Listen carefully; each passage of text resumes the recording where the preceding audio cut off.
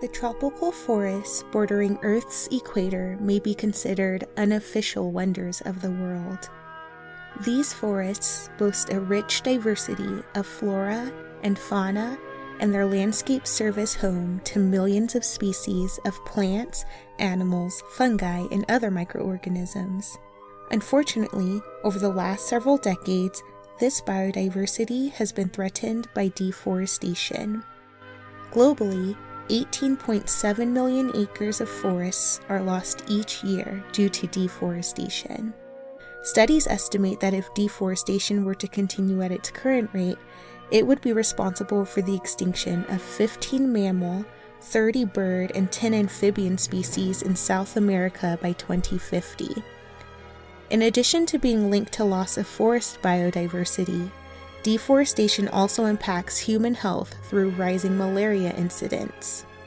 As forests are cleared for agricultural purposes and large pastures of land become filled with standing water, this creates the perfect breeding ground for Anopheles mosquitoes, the primary vector of malaria.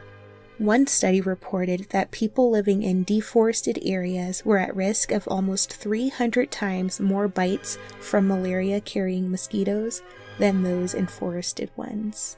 Malaria causes fever, headaches, chills, and can even be life-threatening, with pregnant women and children under 5 being the most vulnerable. While malaria is preventable and treatable, resistance to anti-malarial medication is increasing, and access to care can be difficult. As mentioned earlier, commodities have been the main driver of deforestation, especially in South America, where 64% of the total deforestation has been due to commodity production.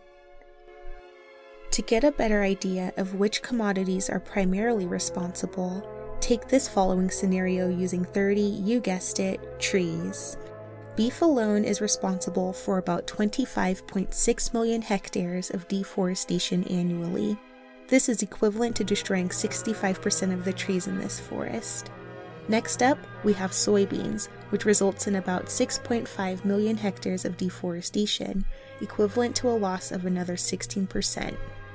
Third on this list are paper products, which cause a loss of 4.2 million hectares, or 10% of the initial tree total. And finally, palm oil production drives the deforestation of another 4 million hectares of trees. Several studies have shown the impact of deforestation on malaria, including a South American study in which a 5% change in deforestation increased malaria cases by 50%. Malaria is not trivial, as it was responsible for 216 million cases and 445,000 deaths in 2016, not to mention an estimated $12 billion in spending each year due to disease burden, treatment, and premature death. Malaria is a serious public health issue that deserves more attention.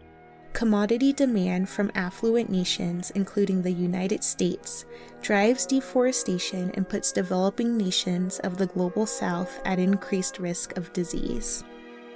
This should make us all think twice about the impact of our purchasing practices on other parts of the world.